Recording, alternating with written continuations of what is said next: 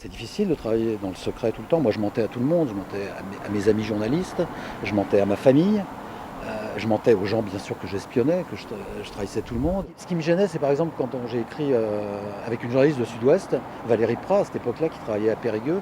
J'ai écrit un livre sur le Kosovo, je veux dire, et on allait au contact de l'armée de libération du Kosovo, et elle venait avec moi, puisqu'on co-écrivait le livre. Bon, il n'y avait pas beaucoup de risques, mais là, ça me gênait un peu d'entraîner cette jeune femme, je veux dire, qui était journaliste, qui ne savait pas ce qu'elle faisait, quoi, en fin de compte, de l'entraîner avec moi. Mais bon, il y avait très peu de risques que les choses se passent mal, mais je l'ai quand même trahi. Et avant que ce livre paraisse, bien évidemment, je l'ai appelée parce que je parlais d'elle et j'avais peur de sa réaction. Je me suis dit, elle va mal le prendre, et puis en fin de compte, elle l'a très bien pris. Et, bon, elle a accepté cette trahison qui était, on va dire, pour la bonne cause, quoi. Quand on est journaliste correspondant de guerre, on n'est pas un agent secret, mais je veux dire, on est sur des terrains difficiles comme les agents secrets, je veux dire, on est sur des terrains de conflit. Donc déjà, on acquiert des réflexes pour sauver sa vie, quoi, pour se protéger, des réflexes liés à la sécurité. Et quand on travaille pour un service secret, ensuite, la sécurité est aussi importante. Donc on amplifie les réflexes, c'est-à-dire on est toujours, on regarde, on surveille, on fait attention, je veux dire, on observe les gens, enfin, vous voyez. Et donc ça, quand on fait ça pendant des années, bah, effectivement, je vous observe, j'écoute, on pose des questions, et voilà. Puis je crois que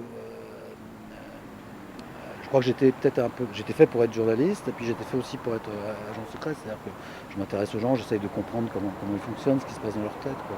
Donc ouais, on conserve des réflexes, bien sûr. Il y a eu des journalistes, et non des moindres, qui ont travaillé aussi pour les services secrets, et entre autres Albert Londres, le plus célèbre de tous les journalistes, qui couronne les meilleurs journalistes avec le prix Albert Londres, et lui a travaillé pour les services secrets français par patriotisme, et pas sur des missions anodines, puisque c'était des missions pour évaluer les possibilités d'assassinat de Lénine et de Trotsky. Voilà. C'est toujours un peu tabou, c'est un peu gênant, quoi. À vrai dire, le métier de journaliste, c'est un peu le même métier qu'un agent secret. C'est-à-dire, il va chercher de l'information, il a des sources, il va chercher de l'information, et puis, mais c'est à l'arrivée que c'est plus la même chose. Un journaliste, c'est pour le public, et puis un agent secret, c'est pour le service, c'est pour informer les politiques qui vont prendre les décisions. M'en veulent pas, ils me disent ah, bah, moi j'aurais pas fait ça, voilà, tout simplement. Non.